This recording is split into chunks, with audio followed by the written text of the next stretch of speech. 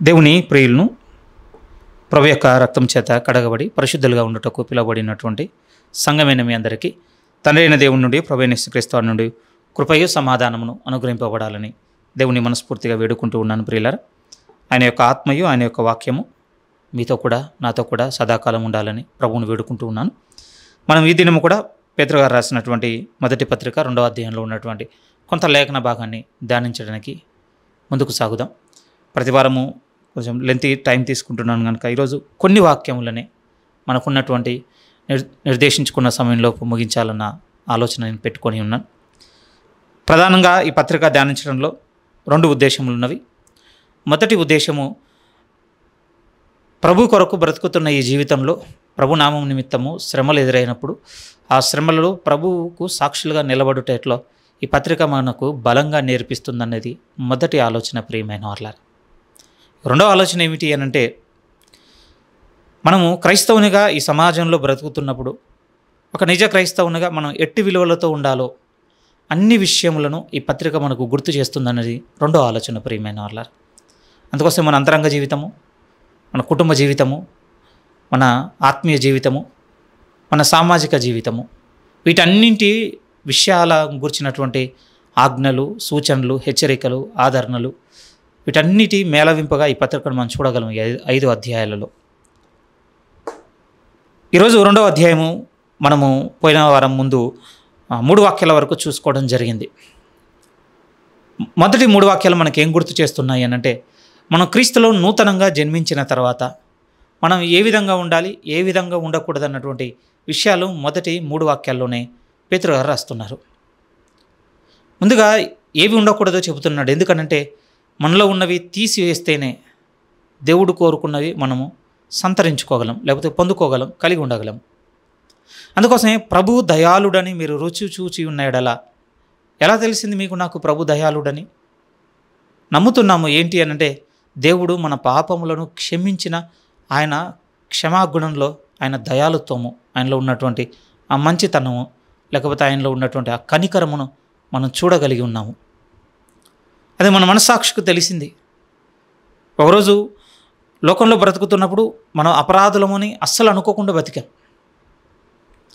కానీ ఏదో రకంగా దేవుడు మనల్ని ఆకర్షించిన తర్వాత మన పాపములను మనం ఒప్పుకున్నాం. అరే, నేను ఈ తప్పులు చేసి ఉన్నాను, ఇంత పెద్ద ఘోరములు నేను చేసి ఉన్నాను, నేను మనుషులకు కొన్నే చేసి ఉన్నాను, కానీ నన్ను సృష్టించిన సృష్టికర్త అయిన దేవునికి తీరని పాతకము నేను మూటగట్టుకొని ఉన్నానని మనం గ్రహించిన రోజు బాప్టిజం తీసుకోగానే మన మనసుకు ఒక విషయం గోచరమైంది. ఏమిటి అనంటే, నా పాపములన్నీ క్షమింపబడి ఉన్నావన్నటువంటి ఆ ఆలోచన మనకు ఆ రోజు చాలా గొప్ప నెమ్మదినిచ్చింది. ప్రియమైన వారలారా, ఆ రోజు మనము చేసిన అపరాధములను బట్టి బాప్టిజానికి ముందున్నటువంటి విచారంతో లేం తర్వాత. ఎందుకంటే ఒక గొప్ప నిరీక్షణ ఏర్పడింది. ప్రభువునందు అవన్నీ నా యందు తీసివేయబడ్డాయి, ఇప్పుడు దేవుడు నన్ను నీతిమంతునిగా చేసి ఉన్నాడు అని. ఆ రోజు మనకేమర్థమైందంటే, ప్రభువు దయాళుడని మనకు తెలిసింది. అందుకోసం అంటున్నాడు, ఆ తెలిసిన నాడు మీరు క్రీస్తులో పుట్టిన తర్వాత, కొత్తగా జన్మించిన తర్వాత, ఇదిగో మీరు వీటిని మానేయండి. బైబిల్ కూడా ఒక లేఖనాన్ని బలంగా నేర్పిస్తుందండి. పులిసిన పిండి కొంచెమైనను సరే ముద్ద అంతయు పులజేయును అంటాడు ప్రభు. చెబుతాడు సువార్తలో. కొరింథీ మొదటి పత్రిక 5వ అధ్యాయంలో కూడా పౌలు గారు కూడా గుర్తు చేస్తారు. పులిసిన పిండికున్న స్వభావం ఏమిటి అనంటే, ముద్దంతేం పులియలేదు, ఏదో ఒకవైపు చిన్నది అంటింది. ఆ అంటింది ఎంత చేయగలదటంటే బాగున్న మొత్తాన్ని పాడు చేయగలదు. అది మనం మనసుకి ఎందుకు పెట్టుకోగలిగితే, ఇప్పుడు మనల్ని మానమంటున్నాయి ఉన్నాయి సార్, సమస్త విధములైన దుష్టత్వమును, సమస్త విధములైన కపటమును, వేషధారణను, అసూయను, దుష్టత్వమును మాని అంటున్నాడు కదా. ఇవి పులిసిన పిండితో సమానము. ప్రియమైన వారలారా, ఇవి మనం ఇలానే కలిగి ఉన్నాం అనుకోండి, మనలో ఉన్నటువంటి శ్రేష్టమైన ముద్ద అంతటిని పాడు చేయగలవు. ఇవి ఇంకెంత ప్రమాదకరమైనవి అని అంటే బాగా జాగ్రత్తగా వినండి. మనం బాప్టిజం తీసుకోక మునుపు దేవుని వాక్యం మనలో లేదు. ప్రియమైన వారలారా, అంతే కదా, ఒప్పుకోవాలి. అప్పుడు మనకు తెలియదు. సో మనం దేన్ని పాడు చేయలేదు బాప్టిజం తీసుకోక మునుపు అంటే, దేవుని వాక్యాన్ని ఏమి మనం పాడు చేయలేదండి. లేకపోతే దేవుని వాక్యమునకు, లేకపోతే దేవుని నామమునకు, దేవుని మహిమకు మనం ఎక్కడ కూడా అపకీర్తిని, చెడును మనము తీసుకురాలేదు. కానీ ఈ పులిసిన పిండిగా ఉన్న ఈ లక్షణాలు ఉన్నాయి చూసారా, ఇవి ఒకవేళ మనం ఇప్పటికీ కూడా కలిగి ఉన్నట్లయితే, కలిగి ఉన్నాం, మానవలసిందే, గట్టిగా చెప్పుకోవాల్సిన మాట. మానుకోకపోతే ఇవి ఎంత చేయగలవు అనంటే, ఒకప్పుడు మనం బాప్తీసం తీసుకోకుండా ప్రకృతి సంబంధంగా బతుకుతున్న దానికంటే మరింత చెడ్డవి చేయగలవు ఇవి మనల్ని. ఎందుకంటే ఇప్పుడు ఆయన నామమును, ఆయన వాక్యమును మనము చెరిపెడి వారుగా, లేకపోతే చెడును ఆపాదించే వారముగా నిలబడిపోతున్నాం వీటిని కలిగి ఉన్నందుకు. మనలో ఉన్నటువంటి ఆ వాక్య సంబంధమైనటువంటి ప్రవర్తనకు మనం అపకీర్తిని తీసుకొస్తున్న వారం అవుతున్నాం వీటిని కలిగి ఉన్నందుకు. ఎందుకంటే ముద్దంతయు పులియ చేస్తుంది లోపలికి వచ్చి ఇక వీటిని వదలకపోతే.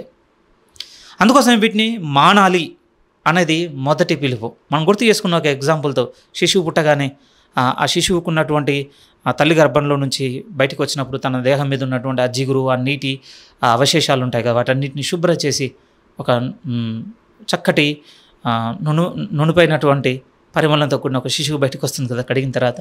మొదటిది అది. రెండోది ఏమన్నాడు అంటే వెంటనే ఇప్పుడు బలం తెచ్చుకోవాలి, ఎందుకంటే ఎదగాలిక.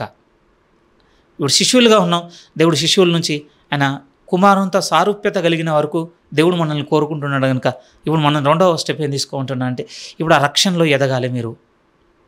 అందుకోసం మనకు గుర్తు చేసి ఉన్నాడు, దేవుని వాక్యమును మీరు అపేక్షించండి, అది నిర్మలంగా ఉండేటట్టుగా చూసుకోండి, మీరు అంటే మిమ్మల్ని ఎదిగించేటట్టుగా చూసుకోండి, మీకు మరింతగా ఆపేక్ష కలిగించేటువంటి వాక్యముని వెతుక్కోండి, వినగానే మీరు జీర్ణించుకోగలిగేంత మీకు సహించగలిగేటువంటి వాక్యముని మీరు వెంబడించండి. రెండో వాక్యంలో మనకు గుర్తు చేశాడు. ఇక మనం జాగ్రత్తగా 4వ వాక్యం నుంచి ముందుకు కొనసాగగలిగినట్లయితే ఇంకో కొన్ని విషయాలు మనకు గుర్తు చేస్తున్నాడు. 2లో అన్నాడు, రక్షణ విషయంలో ఎదుగు నిమిత్తము ఆ పాలను అపేక్షించండి అన్న తర్వాత, మనుషుల చేత విసర్జింపబడినను దేవుని దృష్టికి ఏర్పరచబడినది అమూల్యమును సజీవమైన రాయగు ప్రభువు నొద్దకు వచ్చిన వారై యేసుక్రీస్తు ద్వారా దేవునికి అనుకూలములుగా ఆత్మ సంబంధమైన బలులు అర్పించుటకు పరిశుద్ధ యాజకులుగా ఉండినట్లు మీరును సజీవమైన రాళ్ల వలె ఉండి ఆత్మ సంబంధమైన మందిరముగా కట్టబడుచున్నారు. ఒకరోజు అయిపోలేదు, దేవుడు ఇంకా మనల్ని నిర్మిస్తున్నాడు. ప్రియమైన వాళ్ళారు, ఇప్పటికీ మనం బాప్తీసం తీసుకున్నాడు, మొదలైంది మన జీవితంలో. ఏం మొదలైందంటే ఒక మూలరాతిని పెట్టి ఉన్నాడు మన జీవితంలో, యేసుక్రీస్తు అని ఒక మూలరాతిని. ఇప్పుడంటే మొత్తం పిల్లర్ల వ్యవహారం వచ్చేసింది బిల్డింగ్ కన్స్ట్రక్షన్లో. ఇప్పుడు అన్ని పద్ధతులు మారిపోయాయి. కానీ చాలా వెనక్కి వెళితే, లేకపోతే ఈ బైబిల్ రాయబడినటువంటి సమకాలానికి వెళ్ళిపోతున్నట అప్పుడు నిర్మాణం ఎలా ఉండేది అనంటే ఒక ప్రధానమైన లేకపోతే కీలకమైన అత్యంత ముఖ్యమైన ఒక మూల రాతిని ఏర్పాటు చేసిన తర్వాత దాన్ని ఆధారం చేసుకొని ఇక నిర్మాణం నిర్మించేవారటండి. అందుకోసం బైబిల్లో ఆ పదం మనకు కనపడుతుంది కదా మాటి మాటికి, ఈయన మూలరాయి. ఎందుకంటే ఆ రాయిని ఆధారం చేసుకొని మిగిలిన నిర్మాణం అంతా ఉన్నది. ఒకవేళ ఆ రాయే లేదనుకోండి, ఇంకంతే సంగతి, నిర్మాణం లేదు. ప్రభు కూడా గుర్తు చేస్తే ఉంటున్నాడంటే మనము క్రీస్తులో నూతనంగా జన్మించినప్పుడు, కొత్తగా జన్మించినప్పుడు ఆయనకు పరిశుద్ధమైన మందిరముగా మనం కట్టబడడానికి ముందు ఏం చేస్తాడంటే యేసుక్రీస్తు అని ఒక రాయిని మన జీవితంలో మూలరాతిగా దేవుడు పెట్టి ఉన్నాడు. ఆయన ఆధారం చేసుకొని ఇప్పుడు మనల్ని ఏం చేస్తున్నాడంటే ఇప్పుడు పరిశుద్ధమైన మందిరంగా ఉండటకు మనల్ని కడుతున్నాడు. 2 రెస్పాన్సిబిలిటీస్ కనపడుతున్నాయి ప్రియమైన వాళ్ళారు. మొదటి రెస్పాన్సిబిలిటీ ఏమిటి అని అంటే మనము కొత్తగా జన్మించగానే అయిపోలేదు, ఇప్పుడు మనలో రెండవ భాగం ఏం మొదలైంది అంటున్నాడు అంటే దేవుడు మనం దేవునికి నివాసయోగ్యమైనటువంటి మందిరంగా మనము దేవుని కొరకు ఉండాలన్నటువంటి రెండవ బాధ్యతను గుర్తు చేస్తున్నాడు ఇక్కడ. అందులోనే ఇంకొక లోతైన విషయాన్ని ఏం తెలుసుకోగలము అంటే వీరు శ్రమలో ఉన్నారు కదా, శ్రమలో ఉన్నారు.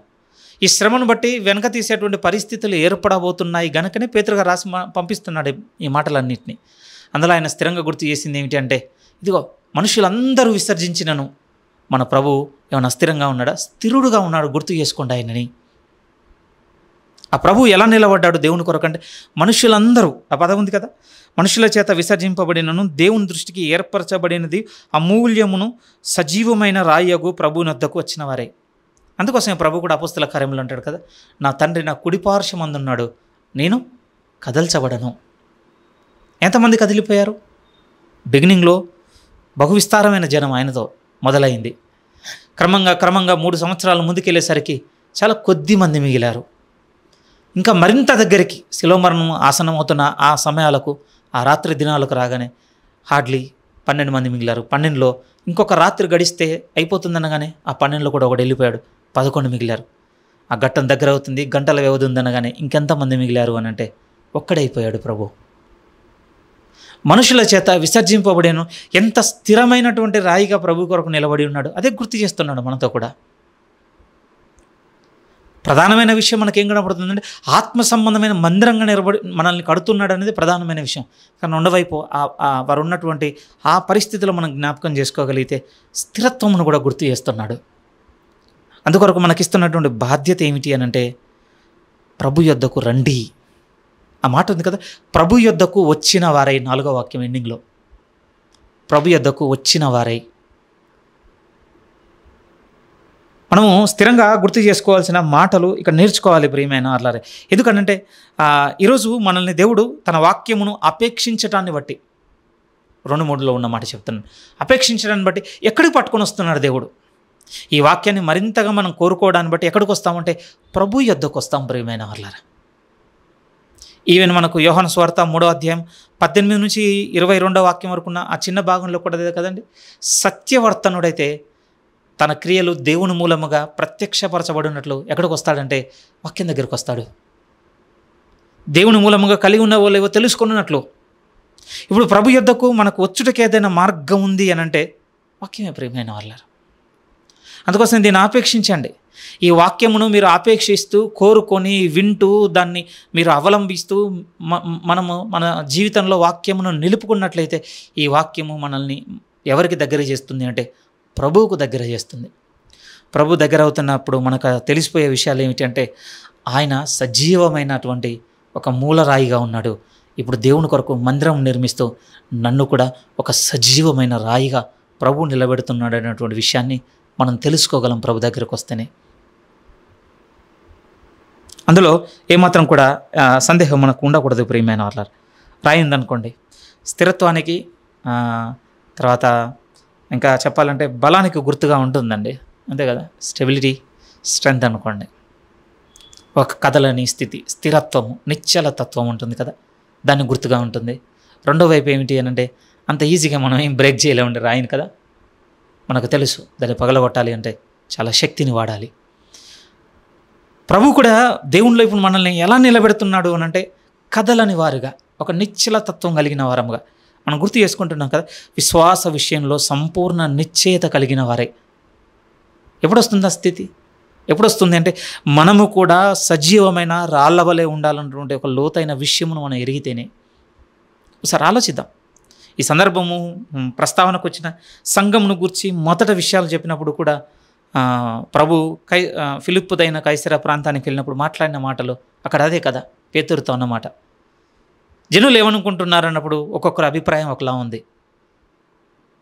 నువ్వు చేస్తున్నటువంటి బలమైన క్రియలు జనాలందరూ విస్మయం పొందేటట్టుగా, ఆశ్చర్యపోయేంతగా, ఒకవైపు మత నాయకులందరూ ఈర్ష్యపడేంతగా నువ్వు చేస్తున్న ఈ కార్యములను చూస్తుంటే ప్రజలలో కూడా ఎలాంటి అభిప్రాయం వచ్చింది అని అంటే ప్రవక్తలలో ఎవరైనా ఒకరై ఉండొచ్చులే అన్నటువంటి అభిప్రాయం వారికి కూడా కలిగింది. మరి నేనేమనుకుంటున్నాను అన్నప్పుడు పేతురు గారు మాట్లాడిన మాట, నువ్వు సజీవుడవు దేవుని కుమారుడవైన క్రీస్తు, ధన్యుడవు పేతురు నీవు, ఈ బండ మీద నా సంఘమును నేను కట్టుదును. అక్కడ గుర్తు చేసింది అదే ప్రియమైన వాళ్ళ. ప్రభు మొదటి నుంచి సంఘము ప్రస్తావన మొదలైన దగ్గర నుంచి సంఘమును దేనికి గుర్తుగా చూపెడుతున్నాడంటే స్థిరత్వమునకు, ఒక బలమైన స్థితికి గుర్తుగా చూపెడుతున్నాడు. ఈరోజు ఉన్నట్టుగా మనకు కనపడుతున్నటువంటి ఈ బలహీనమైన సంఘపు రూపురేఖలు ప్రభు కోరుకున్నవి కావు ప్రియమైన వాళ్ళ. ఈరోజు ప్రభువును బట్టి స్థిరత్వం ఉండవలసిన సంఘాల్లో వ్యక్తులను బట్టి, వివిధ రకాలైనటువంటి వినసం పైన బోధలను బట్టి, ఇంకో కొంచెం ముందుకు వచ్చేస్తే సంఘాలలో ఉండేటువంటి అందమైనటువంటి కట్టడాలు, అందులో ఉన్నటువంటి మంచి సౌకర్యములను బట్టి, ఇంకొంచెం ముందుకు వచ్చి మాట్లాడగలిగితే లోకంలో ఉన్నటువంటి ఆచారాలన్నింటినీ ఏ సంఘం అయితే లోపలికి రాణిస్తుందో ఆ సంఘంలోనికి గుంపెళ్ళిపోవాలని కోరుకుంటున్న కాలం ఇప్పుడు వచ్చేసింది, అంతే కదా. కానీ ముందు నుంచి దేవుడు కోరుకుంది ఎలాగని తెలుసా? స్థిరమైన దానిని. ఇంకా మనము మనస్ఫూర్తిగా గుర్తు చేసుకోగలిగితే అసలు ప్రభు దగ్గరికి ఎందుకు రమ్మంటున్నాడు ఆయన? ఎందుకు రమ్మంటున్నాడు అని అంటే సమయోచితమైన సహాయం మనకు దొరకడానికేనండి, అంతే కదా. కొత్తగా జన్మించేశాం. ఇప్పుడు మనకు భౌతికంగా మాట్లాడుకోగలిగితే ఒక సమయోచితమైన సహాయం ఎక్కడ దొరుకుతుందంటే తల్లి చేతిలో, తండ్రి చేతిలో ఒప్పుకోవాలి, అంతే కదా. అన్ని విషయాలకి ఆ శిశువుకు అన్ని విషయాల్లో సమయోచితమైన సహాయం ఎవరి నుంచి అంటే పేరెంట్స్ నుంచి. ఇప్పుడు మనల్ని ఎవరైతే నూతనంగా జన్మించి ఉన్నారో, మనం ఎవరి వలన అయితే మనము నూతనంగా జన్మింపబడ్డాం, ఇప్పుడు ఆయన వల్లనే మనకు సమయోచితమైన సహాయం దొరుకుతుంది. ఇంకొక దారి లేదు ప్రియమైన వాళ్ళ. అందుకోసమే హెబ్రీ 4:15-16 వాక్యాలు కూడా అదే కదా. మరి ఆయన కృపాసనం యొద్దకు రండి, సమయోచితమైన సహాయం పొందుకొనున్నట్లు. బోల్డ్ అని నీడ్స్ అండి మనకి. శరీర సంబంధమైన శిశువుకి ఎన్ని అవసరాలు అయితే ఉన్నాయో ఎదుగుదలకి, ఆత్మీయంగా క్రీస్తులో ఉన్న మనకు కూడా బోలెడన్ని అవసరాలు. శోధనలు, శరీర దురేచ్ఛలు, దుర్నీతికి నీతికి మధ్య సంఘర్షణలు, మంచికి చెడుకు చేయాలన్నటువంటి ఈ విషయాల పట్ల పోరాటాలు చిన్నదేం కాదు కదా మనము సాగుతున్నటువంటి ఈ జీవితం. అందుకోసమే ఒక ప్రాపర్ గైడెన్స్ కావాలండి, ఒక విధంగా కంప్లీట్ హెల్ప్ కూడా కావాలి ప్రియమైన వాళ్ళారా మనకు. అందుకోసం మీరు ప్రభు యొద్దకు వచ్చిన వారే మర్చిపోకుండా ఆయన దగ్గరికి వస్తున్నప్పుడు ఆయన ఏం గుర్తు చేస్తాడు అని అంటే, ఆయన దేవుని కొరకు ఎంత స్థిరముగా భూమి మీద ఉన్నప్పుడు నిలబడి ఉన్నాడో గుర్తు చేసుకోండి. మనుషుల చేత విసర్జింపబడి ఉన్నాడు. మళ్ళీ చదువుదాం 4 నుంచి. మనుషుల చేత విసర్జింపబడినను దేవుని దృష్టికి ఏర్పరచబడినది అమూల్యమును సజీవమైన రాయగు ప్రభువునొద్దకు వచ్చిన వారే యేసుక్రీస్తు ద్వారా దేవునికి అనుకూలములకు ఆత్మ సంబంధమైన బలులు అర్పించుటకు పరిశుద్ధ యాజకులుగా ఉండినట్లు మీరును సజీవమైన రాళ్ళ వలె ఉండి ఆత్మ సంబంధమైన మందిరముగా కట్టబడుచున్నారు. కొన్ని స్థిరమైన విషయాలు ఇక్కడ మనం నేర్చుకోవాలి ప్రియమైన వాళ్ళారా. బాగా జాగ్రత్తగా మనం గమనించగలిగితే, మనం ఒక మందిరంగా కట్టబడుతున్నాము అని అంటే బాగా ఆలోచించండి. ఒక ఇటుకే పెట్టి ఏ ఒక్కరు కూడా ఇదే మొత్తం ఇల్లు అని చెప్పలేరు. చెప్తే మనం ఇంకోలా చూస్తాం వాళ్ళని, అంతే కదా. నా మాట మీకు అర్థం కాదు. ఒక్క ఇటుకను పట్టుకొని ఇదే పూర్తి ఇల్లు అని ఎవరని చెప్పుకోము. ఎందుకు ఈ మాట అంటున్నానంటే, మనము కేవలం ఒక్కొక్క రాయిగా, ఒక్కొక్క ఇటుకగా మాత్రమే ఉన్నాం మనం, అంతే. అందుకోసం ఇప్పుడు మనల్ని ఎక్కడ కూర్చుండబెడుతున్నాడు అంటే సహవాసంలో కూర్చుండబెడుతున్నాడు. ఈ సహవాసంలోనికి వస్తే ఇంకా మనలాంటి అనేకమైనటువంటి రాళ్ళు కనపడతాయి. ఈ రాళ్ళన్నిటిని ఒక దగ్గరికి చేర్చి ప్రభు ఏం చేస్తున్నాడు అంటే పరిశుద్ధమైనటువంటి ఒక మందిరముగా కట్టుకుంటున్నాడు ఆయన కొరకు. అందుకోసమే సహవాసము మన జీవితంలో ప్రధానమైనటువంటి భూమికగా ఉండాలి ప్రియమైన వాళ్ళారా, ముఖ్యమైన విషయంగా ఉండాలి. ఎందుకంటే దేవుడు నివాసం చేయు మందిరం నిర్మింపబడుతుంది. ఆ మందిరంలో మనం చేర్చబడితేనే ఆయన మన యందు నివాసం ఉంటాడు. అంటే ఇండివిజువల్గా ఉండి నేను క్రిస్టియన్గా ఉండలేను అన్నదాన్ని నేను విభేదిస్తున్నానని కాదు, అలా నేను అసలు కూడా సపోర్ట్ చేయను, దాన్ని సపోర్ట్ చేస్తున్నానని కూడా కాదు ప్రియమైన వాళ్ళు. నిర్దిష్టంగా మనకి ఇవ్వబడిన లేఖనాన్ని మనం చూసినప్పుడు మనం నేర్చుకోవాల్సిన విషయం ఏంటంటే, మనల్ని మందిరంగా నిర్మిస్తున్నాడు, అందులో మనల్ని సజీవమైన రాళ్ళుగా ఉండమని కోరుతున్నాడు. ఎప్పుడు మారింది మనలో సజీవమైన రాయిగా ఉన్న స్థితి? ఒక విధంగా ఇది విరుద్ధంగా ఉంటుందండి, పారాడాక్స్గా కనపడుతుంది. ఏంటి అని అంటే, మనకు తెలుసు భౌతికంగా మనం ఆలోచిస్తే రాయి అనగానే లైఫ్లెస్ అండి, అంతే కదా, జీవం లేనిది, నిర్జీవ పదార్థము. కానీ ప్రభు ఏమంటున్నాడు అని అంటే అది లోక సంబంధమైంది, అది ప్రకృతి సంబంధమైంది. కానీ ఆత్మ సంబంధంగా 2 విషయాల మేళవింపుగా, ఒకటి 2 విషయాల మేళవింపుగా అన్న దాంట్లో ఏముంది అని అంటే, ఇందాక మీతో అన్నాను కదా, దాని స్థిరత్వమును దానిలో ఉన్న బలమైనటువంటి దానికి గుర్తుగా చెప్తున్నాడు. రెండో వైపు ఏంటంటే స్పందించేటట్టుగా ఉన్నటువంటి స్థితిని కూడా గుర్తు. అందుకని ఒకవైపు సజీవమైంది, ఇంకొక వైపు స్థిరముగా ఉన్నది, రాయిగా ఉన్నది. అందుకని సజీవమైన రాళ్ళుగా కడుతున్నాడు ఆయన ప్రభువుల మనల్ని. అయితే ఇప్పుడు మనం మనసుకు ప్రశ్న వేసుకుందాం, ఎందుకు కడుతున్నాడు? అక్కడ నిర్దిష్టంగా ఉంది ప్రియమైన వాళ్ళారా. ఎందుకు కడుతున్నాడు అంటే 5వ వాక్యంలో ఉంది, దేవునికి అంటే యేసుక్రీస్తు ద్వారా దేవునికి అనుకూలములకు ఆత్మ సంబంధమైన బలులు అర్పించుటకు పరిశుద్ధ యాజకులుగా ఉండునట్లు. ఇది మొదటి విషయం, దేవునికి అనుకూలమైనటువంటి బలులు అర్పించుటకు. రెండో విషయం గుర్తు చేస్తున్నాడు అని అంటే, మీరు అంటే పరిశుద్ధ యాజకులుగా ఉండునట్లు. మనం హెబ్రీ పత్రిక ధ్యానిస్తున్నప్పుడు కూడా గుర్తు చేసుకున్నాం, అసలు యాజకుని రెస్పాన్సిబిలిటీ ఏమిటి అని అంటే, యాజకుడు అని అంటే ఒక విధంగా మీడియేటర్ అండి. ఎవరికి అంటే దేవునికి ప్రజలకు మధ్య సంధి కుదిర్చేవాడు ప్రీస్ట్ అని అంటే. మనము దేవునికి యాజకులుగా ఉన్నాము, అది రెండో విషయం. మొదటి విషయం ఏంటంటే, ఇప్పుడు దేవునికి మనము కూడా ఒక సజీవమైన రాయిగా ఉండి మందిరంగా ఉన్నాం కనుక ఫస్ట్ మన నుంచి వ్యక్తిగతంగా కోరుతుంది ఏంటంటే పరిశుద్ధమైనటువంటి, లేకపోతే దేవునికి అనుకూలమైన బలులు అర్పించడం మన నుంచి కోరుకుంటున్నాడు. ఇది మన నుంచి అంటే మన ద్వారా ఏం కోరుకుంటున్నా అంటే పరిశుద్ధ యాజకులుగా ఉండనట్లు, అంటే మన ద్వారా రక్షణలోనికి నడిపింపబడే వారిని దేవునితో మనం కలిపేటువంటి రెస్పాన్సిబిలిటీలో కూడా దేవుడు మనల్ని చూస్తున్నాడు అన్న రెండు బాధ్యతలు గుర్తు చేస్తున్నాడు. ఈరోజు మనసుకు తీసుకొని మనం ఆలోచించవలసింది, గురిపెట్టి చూసుకోవాల్సింది మాట సందర్భం వచ్చింది కనుక నిజముగా దేవునికి అనుకూలమైనటువంటి బలులు అర్పించగలిగేటువంటి ఆత్మ సంబంధమైన మందిరంగానే ఈరోజు మనం ఉన్నామా? అక్కడ ఉన్నాయి కదా మనకు నచ్చినవి కావటండి, మనకు కుదిరినప్పుడు కావట, లేకపోతే మనం కోరుకున్నవి కూడా కావట. ఎందుకు ఈ మాట అంటున్నానంటే అక్కడ స్పష్టంగా ఉంది, దేవునికి అనుకూలమైనవి. ఎందుకంటే మనకు నచ్చినవి ఎల్లప్పుడూ మన దగ్గర ఉంటాయి ప్రియమైన వాళ్ళ, నేను ఉండవని నన్ను. కానీ మనం ఆలోచించుకోవాల్సిన విషయం ఏంటంటే దేవునికి అనుకూలమైనవే ఎల్లప్పుడూ మన దగ్గర ఉంటున్నాయా? ఏ విషయాలు వస్తాయి దేవునికి అనుకూలమగు ఆత్మ సంబంధమైనటువంటి బలుల విషయంలో? ఏ విషయాలు వస్తాయి అని అంటే గుర్తు చేసుకుందాం. కొన్నిసార్లు మనం చాలా లేఖనాలు, మన రోమిలకు రాసిన పత్రిక 12వ అధ్యాయం మొదటి వాక్యం చూసాం అనుకోండి, అక్కడ ఒక దేవునికి ఇష్టమైనటువంటి ఒక అర్పణ కనపడుతుందండి.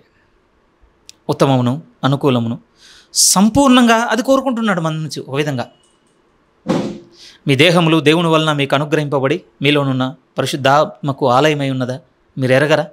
ఏం కోరుతున్నాడు మన నుంచి? ఒక పరిశుద్ధమైన అనుకూలమైనటువంటి అర్పణగా మన దేహములను కోరుతున్నాడు. అందుకోసమే కొరింథీయులకు రాసిన మొదటి పత్రిక 10వ అధ్యాయం 31 కూడా మనతో మాట్లాడే మాట ఏమిటి అని అంటే, మీరు భోజనం చేసినను మీరేమి చేసినను దేవుని మహిమ నిమిత్తము చేయండి. ఈ దేహమును గురించి మాట్లాడినవే. ఈ దేహమును గురించి ఒక ఆత్మ సంబంధమైన దేవునికి అనుకూలమైనటువంటి బలి ఏమిటి అని అంటే మన శరీరములను దేవుడు సజీవ యాగముగా ఆయన కోరుతున్నాడు. మనం హెబ్రీ పత్రిక 13వ అధ్యాయం 15 మనం చదివామనుకోండి, అక్కడ అంటే ఉపకారమును ధర్మమును చేయి మరవకండి, అవి దేవునికి ఇష్టమైనవి అంటాడండి. ఆ యాగములు దేవునికి ఇష్టమైనవి. మన ప్రార్థనను కోరుతున్నాడు, మన కృతజ్ఞతను కోరుతున్నాడు అర్పణగా, మన స్తుతులను కోరుతున్నాడు. అవే ఉన్నాయి. మీ జీవాఫలమును ఆయనకు సమర్పించండి.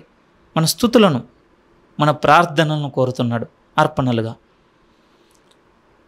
ఒక సేవకుడు ఇంకొంచెం బాగా చెప్పి ఉన్నాడు, అది నాకు కనెక్ట్ అయిందండి. మన దేహంలో మనం బతుకున్నంతకాలం చేసే ఒక ప్రతి మంచి కార్యము దేవునికి అనుకూలమైనటువంటి అర్పణ అని చెప్పినప్పుడు మనసుకు తాకింది ప్రియమైన వాళ్ళ. ఆయన అన్నమాట ప్రతి మంచి కార్యము. అపొస్తల కార్యములు 10:38 కూడా పరిశుద్ధాత్మ పూర్ణుడై పేతురు గారు కొర్నేలికి సువార్తను చెప్పినప్పుడు యేసుక్రీస్తు వారి గురించి చెప్పిన మాట. ఆయన పరిశుద్ధాత్మతో నింపబడి మనుషులందరికీ మేలు చేయుచుండని అన్నటువంటి విషయం మనకు అక్కడ కనపడుతుంది. బహుశా ప్రభు శరీరధారిగా బతుకున్నట్టున్న 33.5 సంవత్సరాల జీవిత కాలమును ఒక మానవధారిగా తీర్పులో నిలబడతాను. ఉదాహరణకు చెప్తున్నాను, తీర్పులో నిలబడితే బహుశా ఈయన నాకు కీడు చేశాడు, ఈయన నాకు నష్టం చేశాడు, ఈయన నా దోచుకున్నాడు, ఈయన నన్ను మోసం చేశాడని ప్రభువును నిందించడానికి ముందుకొచ్చే వ్యక్తి ఏ ఒక్కడు కూడా ఉండకపోవచ్చు అనుకుంటాను. ఎందుకంటే ఆయన బ్రతికున్నంత కాలం అంతే మేలు చేయుచుండని అన్న మాట అక్కడ మనం చదువుకుంటాం. అపొస్తల కార్యం 10:38 దగ్గర ఆ మాటను ఆ సేవకుడు గుర్తు చేసినప్పుడు అదే అనిపించింది ప్రియమైన వాళ్ళారా. అయ్యో చాలా వెనకబడిపోయి ఉన్నాను ప్రభు, ఆత్మ సంబంధమైన బలుల్ని కర్పించే విషయంలో, ప్రతి మంచి కార్యమును చేసే విషయంలో నేను వెనకబడ్డాను ఇంతకాలం. కానీ ప్రభు నందు వింటున్నటువంటి సంఘమైన మీకు గుర్తు చేస్తూ, మీకు పిలుపునిస్తూ నేను నేర్చుకుంటున్న మాట ఏమిటి అంటే, ఇప్పుడు ప్రభు మనకు చూపెడుతున్నది దేవునికి అనుకూలములకు ఆత్మ సంబంధమైన బలులు అర్పించున్నట్లు సజీవమైన రాయిగా ఉండి పరిశుద్ధమైన మందిరంగా కట్టబడుతున్నారు. మనల్ని దేవుడు తను కట్టుకుంటున్నాడు మందిరంగా అని మాట్లాడుతున్నాడు ప్రియమైన వాళ్ళారా. ఎంతగా నిర్మింపబడుతున్నామో చూసుకోవాలి. మనము విభేదించడానికి వీల్లేదు. నీకు పరిశుద్ధమైన మందిరంగా ఉండడం నాకు ఇష్టం లేదని సంఘంలోనికి వచ్చి కూర్చుంటున్నామంటే మన రాక అర్థం ఏంటి చెప్పండి? ఇక ఒకసారి ఆలోచించండి.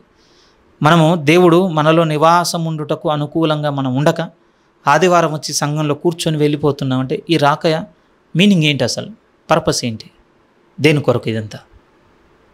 కానీ ఇటువైపు వచ్చి మనం మాట్లాడుకోగలిగితే లేఖనము స్థిరంగా మనతో మాట్లాడి చెప్తుంది ప్రియమైన, దేవునికి ఆత్మ సంబంధమైన మందిరంగా ఉండుటకు మనం కట్టబడుతున్నాం కనుక సజీవమైన రాళ్ళ వలె ఉండి.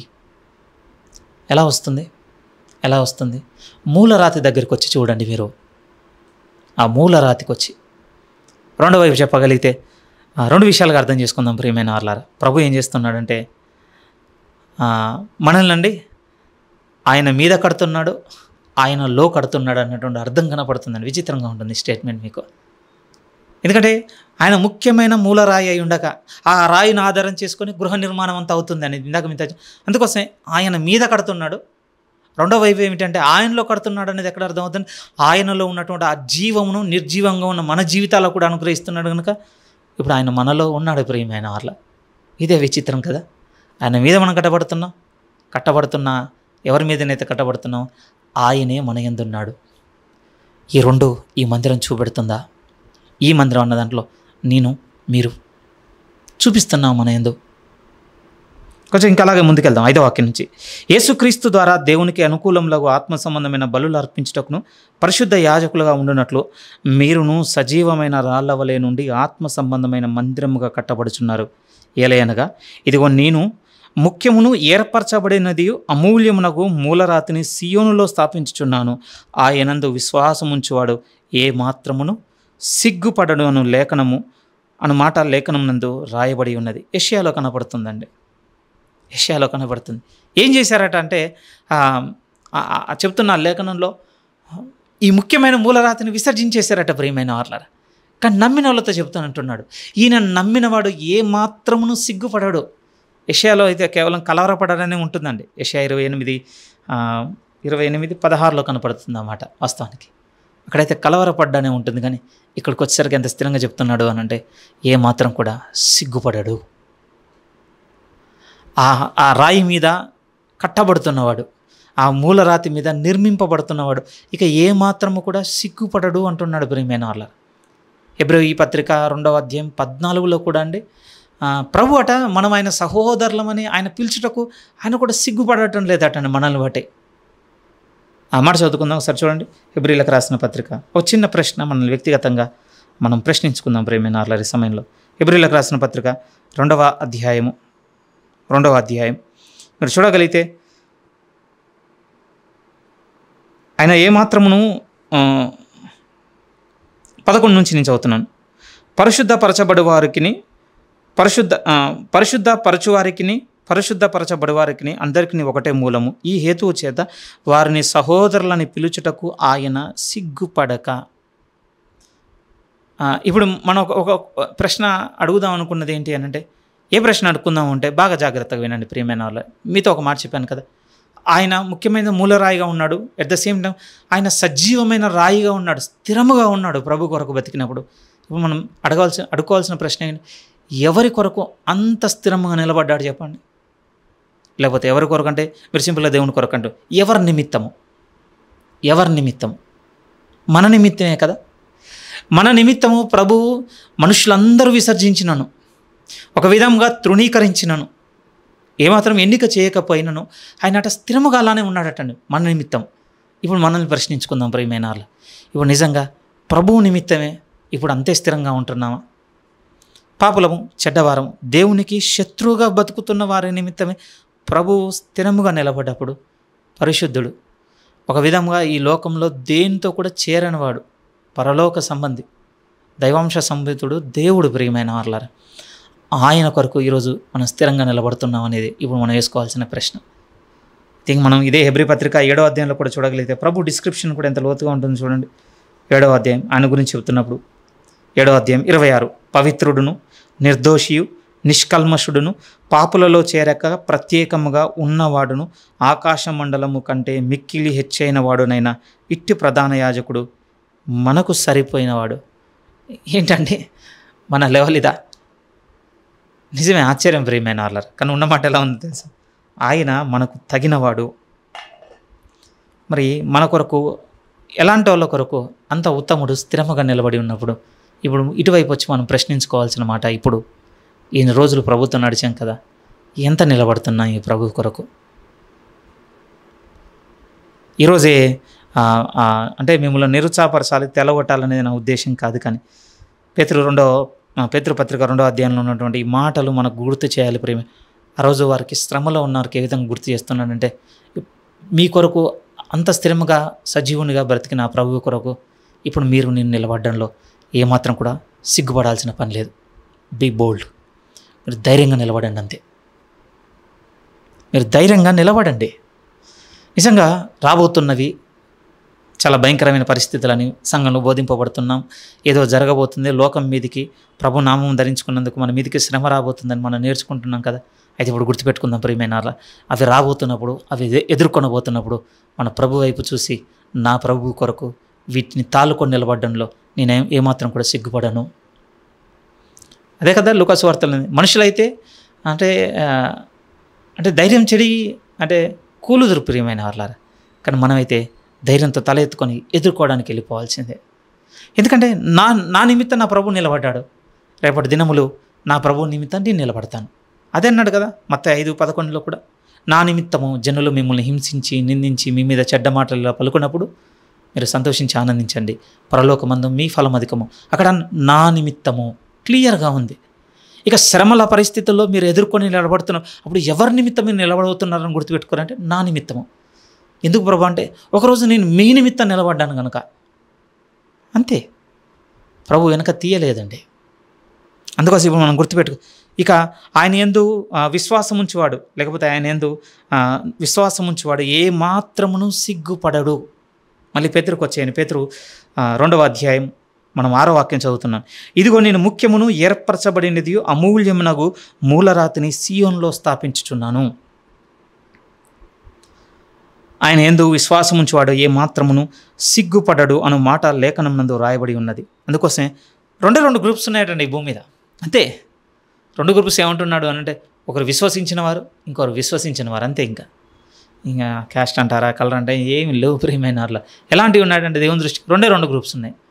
ఒకటి నమ్మిన గ్రూప్ కనపడుతుంది, ఇంకోటి నమ్మని గ్రూప్. ఏళ్ళు అదే అంటున్నాడు కదా, విశ్వసించుచున్న మీకు ఆయన అమూల్యమైన వాడు, విశ్వసింపని వానికైతే ఇల్లు కట్టువారు ఏ రాతిని నిషేధించిదిరో అదే మూలకు తలరాయి ఆయను, మరియు అది అడ్డురాయు అడ్డుబండయు ఆయను.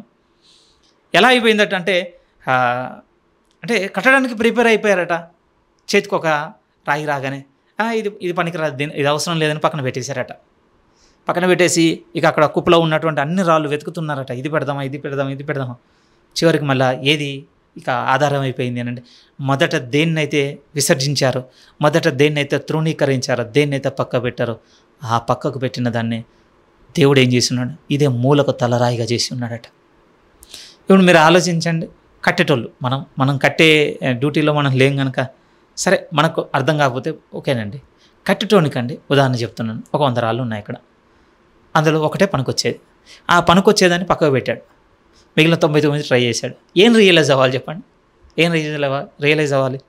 పోనీలో చివరికన్నా పనికొచ్చేది దొరికిందని దాన్ని మళ్ళీ ఉపయోగించుకోవాలి కదా. కానీ కట్టేవారు ఏమైపోయారు తెలుసా? కట్టేవారు కింద ఉంటుంది ప్రియమైన వాళ్ళ, కట్టువారు వాక్యంనకు అవిధేయులై త్రొట్టిల్లుచున్నారు, దానికే వారు నియమింపబడిరి. రావట్లేదటండి ఈ ప్రభు దగ్గరికి. దీని గురించి కూడా ఒక సేవకుడు చెప్పిన మాట నన్ను బాగా హత్తుకుంది ప్రియమైన వాళ్ళు. ఇక్కడ కడుతున్నవారు అనగానే నేను కేవలం రిలీజియస్ పర్స్పెక్టివ్లోనే చూసిన్నానండి. కానీ ఆ సేవకుడు ఎంత చక్కగా చెప్పి ఉన్నాడు అంటే, ఈరోజు ఈ లోకమంతటిని ఒక్కొక్క రంగంలో ఒక్కొక్కరు కట్టుకుంటూ తీసుకెళ్ళిపోతున్నారండి. గవర్నమెంట్ ఉందనుకోండి, ప్రభుత్వం ఈరోజు ఒక పరిపాలనా విధానంలో ప్రజలను కడుతుంది ప్రియమైన వాళ్ళ. ఈ కడుతున్నవాడు ప్రభువును పక్కకు పెట్టి కడుతున్నారు ఈరోజు అన్ని దేశాల్లో ఉన్నటువంటి నాయకులు. అంతే కదా. ఒక విద్యారంగం ఉందనుకోండి, ఈరోజు విద్యారంగంలో ఉన్నవారు వారు కడుతున్నారు సొసైటీని, ఒక బెటర్ ఫ్యూచర్ని. పిల్లలకు చదువు, విద్యాబుద్ధులు, నాగరికత నేర్పించి రేపటి రోజున సమాజంలో బతకడానికి అవసరమైన విలువలు నేర్పించి పంపిస్తున్నారు కదా. ఈ విద్యా వ్యవస్థ కూడా ఒక విధంగా ఈ టీచర్స్ కూడా ఎలా కడుతున్నారు అంటే, ప్రభువును పక్కకు పెట్టి కడుతున్నారు. ఈరోజు ఒక వైద్యం ఉంది, లేకపోతే ఒక శాస్త్ర విజ్ఞానం ఉంది, అన్ని రంగాలను తీసుకోండి. ఆ సేవకుడు చెప్పినప్పుడు హత్తుకుంది ప్రేమ. అందుకు కదా ప్రభు రాజ్యమును మనం కోరుకోవాలి. ఆ సేవకుడు అదే చెప్పినాడు, నాకు బాగా తగిలిందండి మాట. కడుతున్నవారు ప్రభువు అంటే మూలకు తలరాయి అయిన ఆయనను పక్కకు పెట్టేశారు. ఈ వ్యవస్థలను, ఈ సమాజమును నిర్మిస్తున్నారు. ఎలా కడుతున్నారు చెప్పండి? వారు అవిధేయులయ్యారు ప్రభువుకి. కడుతున్న సమాజమును కూడా అవిధేయతా స్థితిలోనే కడుతున్నారు తప్ప ఎవరు చెప్పండి విధేయతలో కడుతుంది? ఈరోజు ఒక పరిపాలన విధానం ఉందనుకోండి, పరిపాలించేవాడు అవినీతిపరుడే. సమాజమునంతటిని కూడా ఈరోజు ఏ విధంగా నిర్మించాడో తెలుసా? అవినీతిలోనే, దుర్నీతిలోనే నిర్మించేశాడండి. దీన్ని ఏమన్నా సరిచేయడానికి అంటే పరిపాలిస్తున్న నాయకులకు లేదు, అలా అని పరిపాలింపబడుతున్నటువంటి ప్రజలు కూడా కోరుకునే మనసులో ఉన్నారు. నేను నష్టపోయాను, వాడు నష్టపోతే సరిపోతుంది అంతే. వాడు మాత్రం ఏ విధంగా లాభపడాలి? నాకు చెడు జరిగింది, వానికి మాత్రం మంచి జరిగితే ఎలా? వానికి కూడా చెడు జరగాలి. చూడండి ఎలాంటి వ్యవస్థ నిర్మించేశారు. ఎక్కడి నుంచి వచ్చింది ఈ వ్యవస్థ? కట్టువారు వాక్యమునకు అవిధేయులై. ఏముంది అక్కడ? వాక్యం పైన జరుగుతాయి. ఒక విధంగా దేవుడు ఏదైతే మూలరాతిని చేసి ఉన్నాడో, ఏదైతే ముఖ్యమైందో దేవుడు కోరుకొని ఏర్పడి దానికి అవిధేయులుగా, లేకపోతే ఆ రాతిని పక్కకు పెట్టి ఈ సమాజం నిర్మించడం మొదలుపెట్టేశారు. అక్కడి నుంచి ఇక్కడ దాకా వచ్చేసిందండి ఈరోజు. మళ్ళీ రేపటి రోజున ఈ సమాజం అంతా ఆ మూలరాతిని ఆధారం చేసుకొని కట్టబడేటువంటి దినములేవి అని అంటే, ఈ లోకమంతయు ప్రభు రాజ్యంగా చేయబడి ప్రభు రాజా ఏలినప్పుడు అన్నిటిని చూడగలం. ప్రియమైన వాళ్ళ ప్రభుత్వ యంత్రాంగం ప్రభువును ఆధారం చేసుకుని నడవడం చూస్తాం. ఒక విజ్ఞాన యంత్రాంగం అంతా ఈరోజు వినాశనమేనండి. ఈరోజు ఎక్స్పెరిమెంట్, ఈరోజు విజ్ఞానంతో తీసుకొచ్చినవన్నీ మనిషిని చావుకు దగ్గర చేసే తప్ప బ్రతుకులోనికి నడిపించినవి లేవు. గట్టిగా మాట్లాడితే మనం ఏమనుకుంటామంటే అంటే మెడిసిన్, వైద్యం బాగా డెవలప్ అయింది కదా అని. మీరు ఆలోచించండి, చెడ్డవానికి ఆయుష్ని పెంచి ఏమైనా మంచిని జరిగిస్తుందా ఈరోజు లోకంలో? మరింత చెడునే కదా. చచ్చిపోమంటావా అన్న నీ టీచింగ్ అలానే ఉంది అని అంటే ఓ మూమెంట్ తీసుకుని ఆలోచించండి ప్రియమైన వాళ్ళ. సరే, ఎవరి దాకెందుకండి. ఈరోజు మార్నింగ్ నుంచి ఈరోజు ఒక డేను కోరుకున్నాం కదా నిన్న మనం బతికి. నీ కనికరము, నీ కృపను నా ఎడల చూపి నన్ను బతకనిమ్మని రాత్రి ప్రార్థన చేసుకొని పండుకున్నాం కదా. తెల్లారి ఈరోజు ఒక దేవుడు మనకు డేను పొడిగించాడు. జస్ట్ ఒక మూమెంట్ టైం తీసుకొని మీరే నేనే ఆలోచిద్దాం. ఈరోజు మనం ఈ సమాజానికి మంచిగా బతికినటువంటి పరిమితి ఎంత? ఈరోజు కూడా ప్రార్థన చేసుకొని ముగించుకుంటాం. నైట్ తెల్లారుతుంది. ఒకసారి మీరు ఆలోచించండి, రేపు చేయబోతున్న మంచి ఎంత? ఒక క్రైస్తవ విలువలతో మనం సమాజంలో రేపు బతకబోతుంది ఎంత? నిన్న బతికింది ఎంత? ఈరోజు బతికింది ఎంత? మీరే చూడండి ప్రియమైన. పొడిగింపు వలన ఈరోజు మనం మూలకు తలరాతిగా ఉన్న ఆయనను పక్కకు పెట్టి సాగుతున్నామే తప్ప ఆయన ఆధారం చేసుకుని బతుకుతున్న వారెవరు? రేపటి రోజున ఉంది ప్రియమైన వాళ్ళ. పరలోకమందు తండ్రి చిత్తం ఏ విధంగానైతే నెరవేరుతుందో ప్రభువు ఈ లోకమంతటిని ఆయన రాజ్యంగా చేసుకొని వెళుతున్నప్పుడు మనం చూడగలం. అన్నిటికీ ఆయనే ఆధారము. ఏ రాతిని దేవుడు ఏదైతే ఏర్పరచబడిందిగా, ఏదైతే ముఖ్యమైన మూలరాతిగా సీయోనులో స్థాపించాడో ఆ సీయోనుని కేంద్రంగా చేసుకొని ఆయన ఏలుతున్నప్పుడు రేపు చూడబోతుంది లోకమంతా.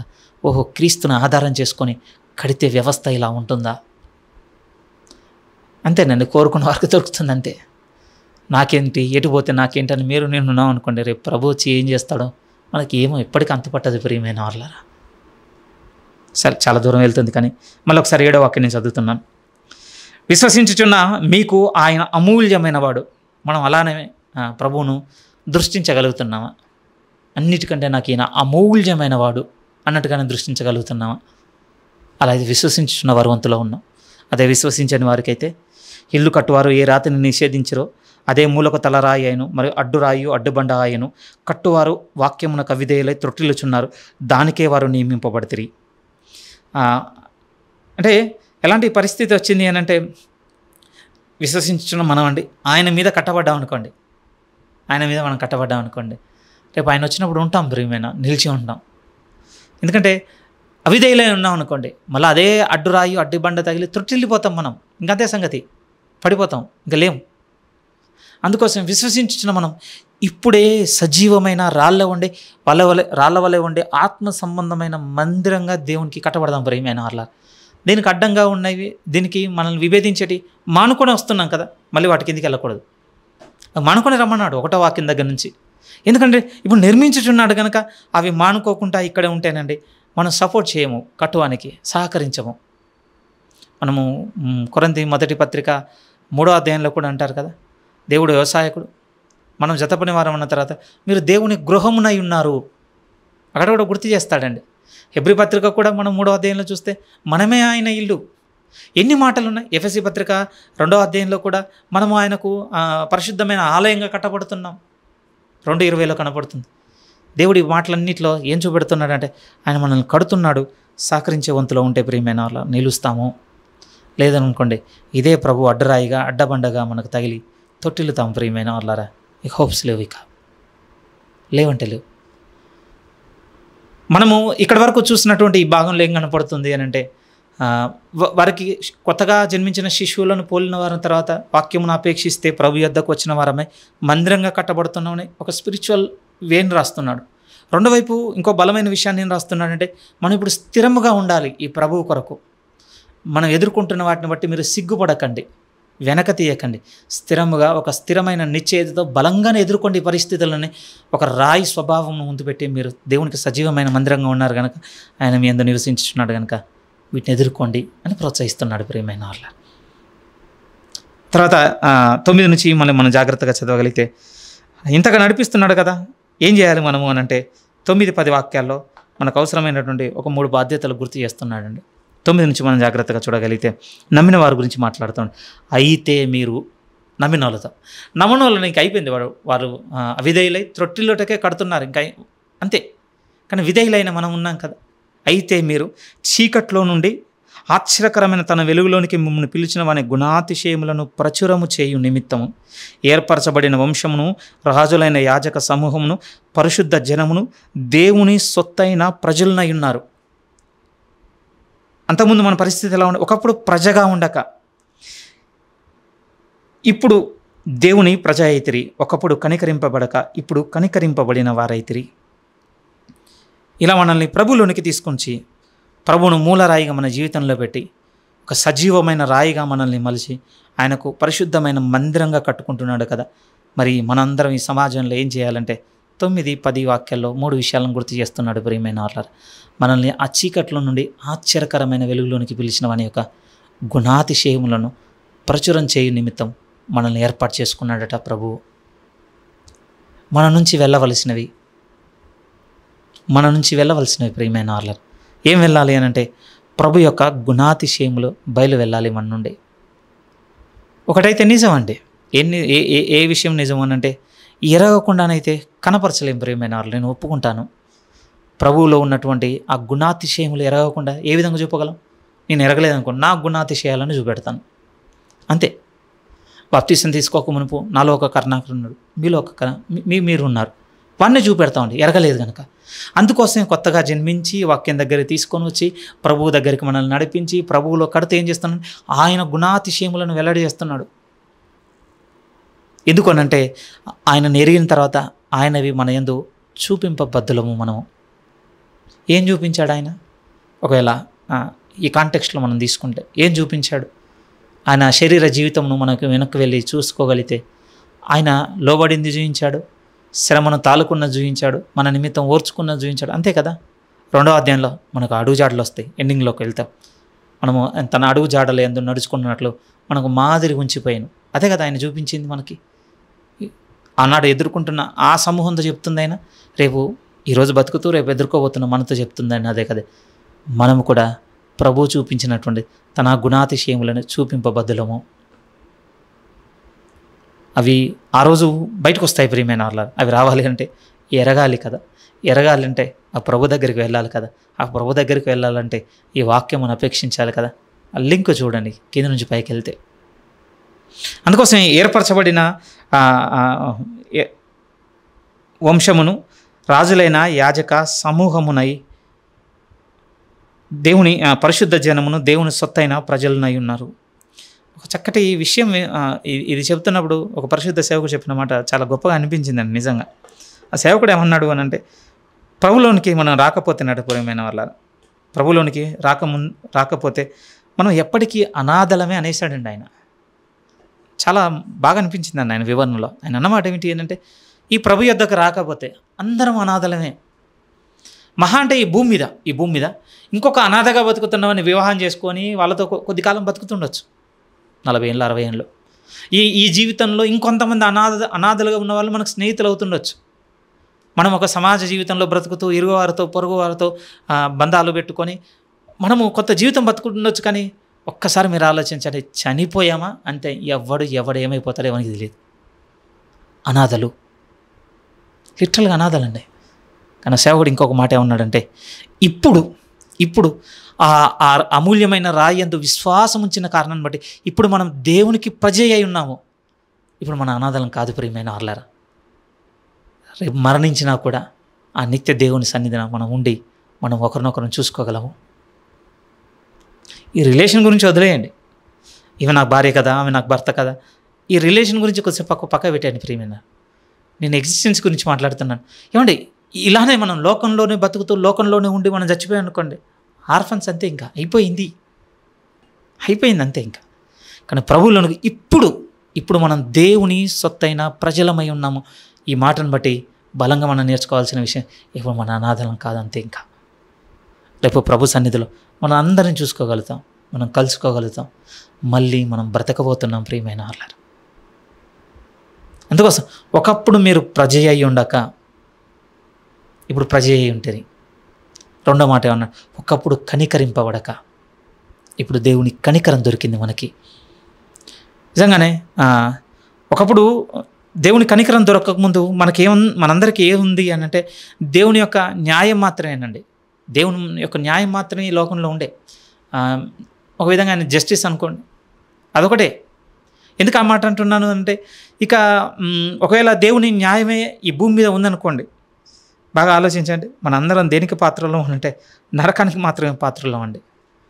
దేవుని న్యాయము ముందుకొచ్చి నిలబడింది అనుకోండి, మనం ఏవి కనపరిచి దేవుని యొక్క న్యాయమును మనము ఏమన్నా మీతో ప్లీజ్ చేయగలుగుతాం, ఆనందింపజేయగలుగుతాం. మనలో ఏం కనపరిచి, ఏ మంచిని, ఏ విషయాలను, ఏ నడవడి, దేన్ని చూపించగలుగుతాం.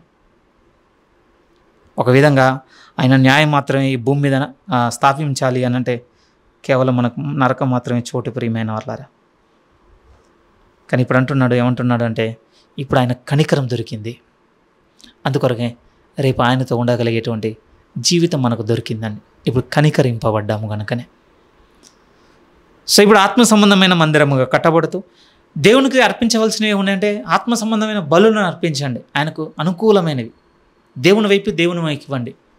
కానీ దేవుని దగ్గరికి వెళ్ళిన తర్వాత ఇప్పుడు మీ నుండి ఇతరులకు వెళ్ళవలసిన విషయాల్లో ఆయన గుణాతిశయములను ప్రచురం చేయండి. ఏర్పరచబడిన వారుగా ఒక పరిశుద్ధ అంటే రాజులైన యాజక సమూహముగా దేవుని సొత్తైన ప్రజలుగా ఉన్నారు. ఇది గుర్తుపెట్టుకోండి. రెండవ ముఖ్యమైన విషయంగా, ఒకప్పుడు మీరు అసలు ప్రజగా కూడా లేరు, ఇప్పుడు దేవుని ప్రజగా ఉన్నారు. అంటే సహవాసంలో ఇప్పుడు మనం ఇక మళ్ళీ ఏదో అనాథల్ని పలకరించుకున్నట్టుగా పలకరించుకునే పరిస్థితి అసలు ఉండకూడదు ప్రియమైన వాళ్ళారా. ప్రభునందు కుటుంబం మనము. మూడోది ఏమిటి అంటున్నాడంటే, ఆయన కనికరం దొరికింది, ఇప్పుడు ఆ కనికరం కలిగి ఉండండి. నాకు దేవుడు కనికరంతో మనల్ని కరుణించాడు కదా అమ్మాయి అని అనుకోవడానికి లేదు ప్రియమైన వాళ్ళారా. మనతో అన్నమాట ఏమిటంటే, మనకు దొరికిన కనికరం మన ఇతరుల ఎడల కలిగి ఉండవన్నటువంటి విషయం మనకు ముందున్న మాటల్లో కనపడుతుంది కదా. సో ఈ చిన్న పోర్షన్లో, ఈరోజు మనం విన్నటువంటి ఈ చిన్న పోర్షన్లో స్థిరముగా మీ ముందుకు తీసుకొని వచ్చిన విషయములు ఏమిటి అని అంటే, ప్రభు ముఖ్యమైన మూలరాయిగా ఉండి, సజీవమైన రాయిగా ఉండి, ఇప్పుడు మనల్ని అందరినీ ఆయనతో కూడా ప్రభువుకు అనుకూలమైనటువంటి మందిరంగా కడుతున్నాడు ప్రియమైన వాళ్ళారా. ఆ కడుతున్న క్రమంలో మనం దేవుడు నివాసయోగ్యంగా ఉండగలిగేటట్టుగా ఉండాలి. మనలో ప్రభునామం నిమిత్తం ఆ స్థిరత్వమును కనపరిచేటట్టుగా ఉండాలి. ఆ బలమైనటువంటి ఆ ఏకత్వమును కనపరిచేటట్టుగా ఉండాలి. చెదిరిపోకుండా సంపూర్ణ నిశ్చయితతో ఉండాలి. ఇటువైపు వచ్చి మాట్లాడగలిగితే మన నుంచి బయటికి వెళ్ళవలసినవి ప్రభు గుణాతిశయంలో బయలు వెళ్ళాలి తప్ప మనలో ఉన్నటువంటి పాతవి కావు. విధేయులైతే దేవునికి ఇతరులకు దేవుడు చెప్పినట్టుగా ఉంటాం ప్రియమైన. అవిధేయులయం అనుకోండి అంతే. ఈ ముఖ్యమైన మూలరాతిని మనం కూడా విసర్జించేస్తాం, మనకు నచ్చినట్టుగా బతుకుతాం. బయటికి ఏమొస్తుంది అని అంటే దేవుని కోల్పోతాం, మన ఇతరులను కూడా కోల్పోతాం ప్రియమైన వాళ్ళు. 12వ వాక్యం నుంచి అండి ఇక చాలా సీరియస్ రెస్పాన్సిబిలిటీస్ బిగిన్ అవుతాయి. ఎందుకంటే మనం కొత్తగా జన్మించిన దాన్ని, శిశువులుగా ఉండి ఎదుగుతున్న దాన్ని, ఆ తర్వాత దేవునికి అనుకూలమైన మందిరంగా కట్టబడుతున్న దాన్ని, అదంతా 10 వాక్యం వరకు రాసిన తర్వాత ఇక 11 నుంచి ఒక స్థిరమైన రెస్పాన్సిబిలిటీస్ బయట కనపడుతుంటాయి ప్రియమైన వాళ్ళ. ఇక సమాజంలో ఇలా నడుచుకోవాలన్నటువంటి అప్పగించినటువంటి బాధ్యతల నుంచి వచ్చేవారు మనం ముందుకు సాగుదాం.